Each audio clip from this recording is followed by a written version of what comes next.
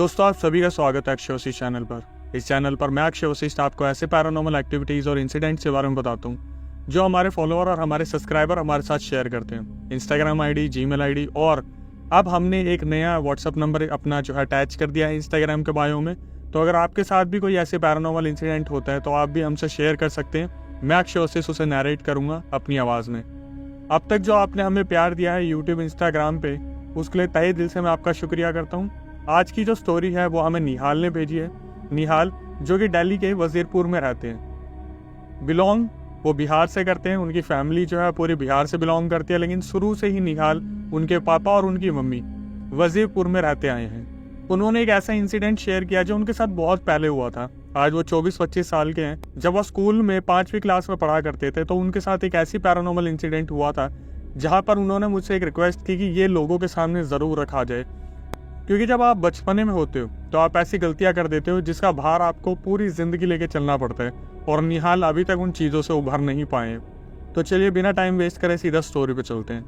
निहाल ने बताया कि जब वो 5वीं क्लास में थे, स्कूल में पढ़ा करते थे, जिस घर में वो रहते थे उस घर के बगल में एक फीमेल रहा करती थी जिन्होंने कुछ महीने पहले ही उस फ्लैट को रेंट पे लिया था।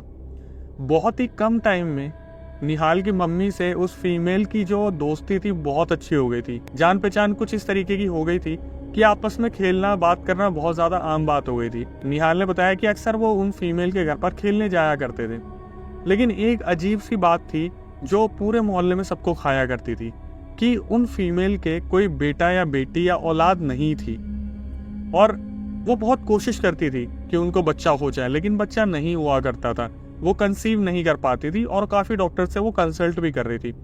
निहाल की मम्मी उन्हें अलग अलग तरीके से सहानुभूति दिया करती थी कि टाइम रहते सब ठीक हो जाएगा, भगवान पर ध्यान दो, सब अच्छा सोचो।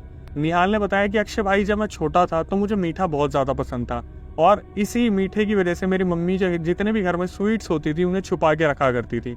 एक दिन क्या हुआ, वो जो फीमेल थी जो साइड वाले घर में रहती थी, वो मेरी मम्मी को कुछ स्वीट्स दे के गई, कुछ लड्डू वगैरह दिए। तो मेरी मम्मी ने उन्हें छुपा के रख दिया, क्योंकि मैं जब भी कुछ मीठा देखता था मैं सारा ख़त्म कर देता था। निहाल ने बताया कि मैं स्कूल से वापस पहुंचा अक्षय भाई घर पे, और 2 सेकंड के लिए मुझे ऐसा लगा जैसे किसी ने मेरे कानों में कहा कि देखो, उस वाली जगह पर तुम्हारी मम्मी ने लड्डू छुपा कर रखे हैं। और निहाल क्योंकि 5वीं क्लास में था, बहुत ज़्यादा दिमाग नहीं था, निहाल वहाँ पर गया और उसने एक बारी में वहाँ से लड्डू निकाले और उसने सारे के सारे लड्डू ख़त्म कर दिए। उनकी मम्मी को जब ये चीज़ पता चली तो उन्होंने निहाल को कुछ कहा नहीं, लेकिन बस उनके दिमाग में एक क्वेश्चन था कि निहाल को पता कैसे चला कि लड्डू कहाँ पर रखे हुए हैं। बट ये वक्त भी टल गया और ये बातें भी पीछे रह गई। कुछ टाइम बाद वो जो साइड में फीमेल रहा करती थी, उन्होंने वहाँ से रेंट पे घर छोड़ दिया और वो वहाँ से चली गई। उन्होंने किसी को भी नहीं बताया कि वो कहाँ जाने वाली है। और कुछ टाइम बाद, 3 से 4 दिन बाद, निहाल की जो तबीयत थी वो बहुत ज़्यादा ख़राब रहने लगी। निहाल ने बताया कि आज उनके पापा उन्हें बताते हैं कि निहाल 5 दिन तक अपने बेड पे पड़ा रहा। ना तो वो वॉशरूम करने के लिए गया, ना ही वो किसी से बात करता था, और किसी से कोई खेलना कूदना नहीं, किसी से कोई बातचीत नहीं। निहाल बस अपने बेड पे पड़े रहते थे। निहाल ने बताया कि अक्षय भाई, मुझे बस इतना याद है, कुछ धुंधली तस्वीर है कि जैसे हर वक्त मुझे ऐसा लगता था किसी ने मेरे हाथ पर बांध के रखे हुए हैं। 5 दिन तक निहाल ने ना तो कुछ खाया, हल्का फुल्का बस उठता और वो एक ही चीज़ की डिमांड करता कि मुझे खीर खानी है, और वो भी वो खीर जो उनकी जो पड़ोसन थी, जो फीमेल थी, वो पूरा एक डब्बा भर के उनको, उनकी मम्मी को चावल दे के गई थी, उन्हीं चावल की उसे खीर खानी है। निहाल के मुंह पे ही हमेशा जिद रहा करती थी कि मेरे को उसी चावल की खीर खानी है जो आंटी ने दी थी। और ये सुनने के बाद उसकी मम्मी दंग रह जाती थी कि इसी चावल की खीर क्यों खाते हैं। 5 दिन बाद फाइनली निहाल ने रात को उठकर अप्रोक्सीमेटली 1 से 2 के बीच में अपने पापा को बोला कि पापा, मुझे वॉशरूम जाना है। और उसके पापा बहुत ज़्यादा खुश हो गए उसकी इस हालत को देख के, क्योंकि 5 दिन से वो किसी से कुछ बात नहीं कर रहा था, किसी को कुछ बोल नहीं रहा था। तो उसके पापा ने बोला, हाँ बेटा चल, मैं तेरे को वॉशरूम तक लेके चलता हूँ। तो निहाल ने बोला कि मुझे घर वाले वॉशरूम में नहीं जाना, मुझे, मेरा दम घुट रहा है, मुझे बाहर लेके चलो, कहीं बाहर मुझे अच्छे से थोड़ा खुली हवा में मेरे को टॉयलेट करने। उसके पापा इस चीज़ को मना नहीं कर पाए, क्योंकि वो 5 दिन से उसकी हालत देख रहे थे जैसे उसके ऊपर पता नहीं कौन सी आत्मा आ गई है, भूत प्रेत का साया आ गया है। लेकिन उसके पापा इस चीज़ पर बहुत ज़्यादा भरोसा नहीं करते थे, तो उन्होंने उन 5 दिनों में कभी ऐसा इलाज करवाने की नहीं सोची। तो फाइनली उसके पापा ने बोला, ठीक है बेटा चल, हम बाहर चलते हैं। और कुछ खेतों की तरफ हो गए और एक पेड़ के नीचे उसके पापा ने बोला जा बेटा वहाँ टॉयलेट कर ले, मैं यहीं पे ही हूँ। तो वह अप्रोक्सीमेटली 25 कदम की दूरी पे जो थे खड़े थे और निहाल जो है वहाँ पर टॉयलेट कर रहा था। तभी निहाल ने देखा कि एक औरत जिसका मुंह जला हुआ था, जिसकी पूरी बॉडी टूटी फूटी थी, वो हाथ पैर पर रेंग कर निहाल के पास आ रही थी और निहाल के कानों में एक आवाज़ आई कि उनके साथ चले जाओ। और निहाल ने बोला अक्षय भाई आप बिलीव नहीं करोगे, जैसे मैं लड्डू खाने के लिए कन्विंस हो गया था वैसे ही मैं उस फीमेल की ओर चलने लगा। मुझे डर नहीं लग रहा था, मुझे बस इतना दिमाग में आ रहा था कि मुझे इस फीमेल के साथ जाना है। मतलब वो आवाज़ जो थी वो निहाल को बहुत ज़्यादा हिप्नोटाइज कर रही थी और निहाल बहुत ज़्यादा कन्विंस थी उस आवाज़ से। उनके पापा अपना मुंह मोड़ के खेत की तरफ देख रहे थे और उन्हें पता भी नहीं था पीछे क्या चल रहा है। जब निहाल एकदम से खड़े होकर चलना शुरू करते हैं तब कोई आदमी आता है, कोई मेल पर्सनालिटी आती है और निहाल को एकदम से वो अपने हाथों में उठाती है और निहाल वहीं पे 2 सेकंड के लिए बेहोश हो जाते हैं। और निहाल को बस इतना याद है कि जब उनकी आंख खुली तो वो अपने पापा के बगल में खड़े हुए थे। कुछ ही सेकंड्स में निहाल के पापा तक निहाल जो थे वो अपने आप पहुंच गए थे। तो निहाल के पापा भी एकदम से पीछे पलट के देखते बोलते कि तुम इतनी जल्दी मेरे पास कैसे आ गए, अभी तुम्हारे पलट के देखा था तुम पेड़ के पास थे। तो निहाल ने बोला पापा मैंने टॉयलेट कर लिया, अब हम घर चलते हैं। वो वापस घर की ओर आ जाते हैं।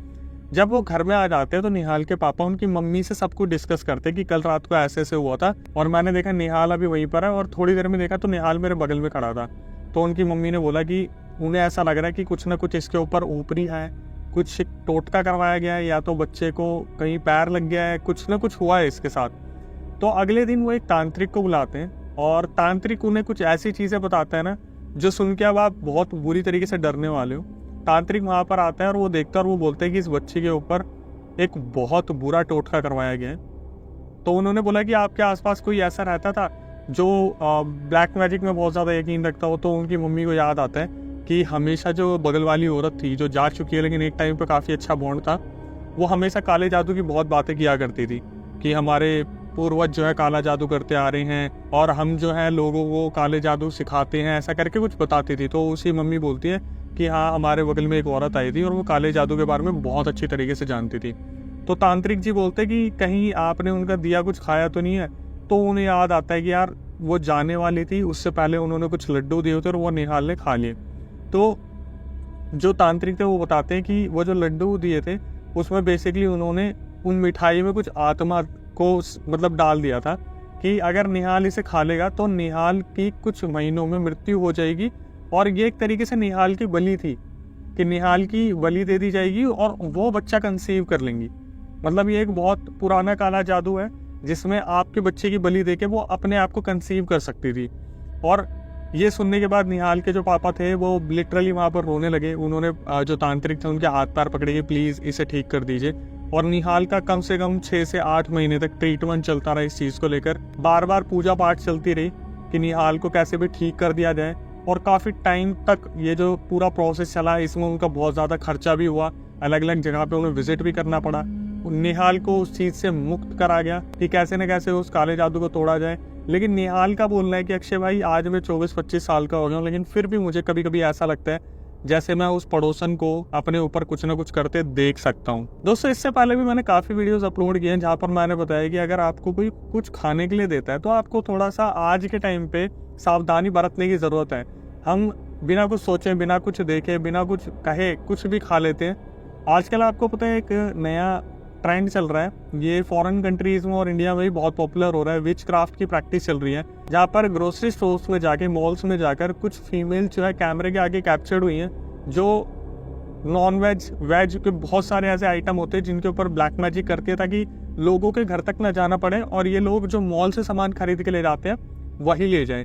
आप कभी सर्च कर सकते हैं तो आप देखोगे बहुत बड़े बड़े मॉल्स में मैंने वीडियो देखी है जो कुछ खाने के ऊपर ऐसे ऐसे टर्न करती रहती है कॉइन को या फिर किसी न किसी चीज़ को, जिसकी वजह से लोगों को बहुत ज़्यादा प्रॉब्लम होती है। और इन चीज़ों के जो सिम्टम्स होते हैं ना वो कुछ इस तरीके से होते हैं कि आप बहुत आलसी रहने लगते हो, आपको मदिरा और जो मांस है वो बहुत अच्छा लगने लगता है, आप दूसरों से कटते चले जाते हो, आप किसी से भी तहजीब और तमीज़ से बात नहीं करते हो, धीरे धीरे आप जो है वीक होने लगते हो। कभी कभार ऐसा होगा कि आपका पूरे दिन उठने का मन नहीं करेगा, 24 घंटे आप सोओगे। और निहाल के साथ भी कुछ ऐसे ही होता था कि वो 5-5 दिन तक ऐसे पड़े रहते थे। मतलब निहाल ने बताया कि अक्षय भाई अगर मैं सो रहा हूँ ना 24 घंटे बाद भी मैं उठाऊँ तो मुझे ऐसा लगता था बस खाना खाऊँ और सो जाऊँ। और जो वो खाना खाते थे, वो जो उन्होंने बताया कि वो सिर्फ खीर खाते थे, वो भी उन्हीं पड़ोसन की दी हुई, वो मेरे लिए सबसे ज़्यादा हैरानी वाली बात थी कि आज के टाइम पे वशीकरण और आज के टाइम पे जो ब्लैक मैजिक है वो इतना ज़्यादा फैल चुका है। हालांकि मैं जो वीडियो कवर करता हूँ उसमें मेरे पास अलग अलग इंसिडेंट आते हैं, लेकिन कहीं ना कहीं ब्लैक मैजिक का बहुत ज़्यादा जो है बीच में हाथ होते हैं। अगर दोस्तों आपके साथ भी ऐसा कुछ हुआ हो तो आप जो है दिए गए व्हाट्सअप नंबर पे हमें अपनी स्टोरी रिकॉर्ड करके भेज सकते हैं, मैं उसे नैरेट करूँगा। यूट्यूब भी आप देख सकते हैं, इंस्टाग्राम भी आप देख सकते हैं। तहे दिल से मैं शुक्रिया करता हूँ जो प्यार आप हमारे वीडियोस को देते हो। हम कोशिश कर रहे हैं कि डेली या ऑल्टरनेट डेज में आपके लिए यूट्यूब वीडियो लेके आते रहे। रील हम जो है ऑल्टरनेट डेज में ऑलरेडी ला ही रहे हैं। हम चाहते हैं कि आप दोनों प्लेटफॉर्म से कनेक्टेड रहें, यूट्यूब इंस्टाग्राम दोनों से। और नई वीडियो आने तक stay tuned with the channel.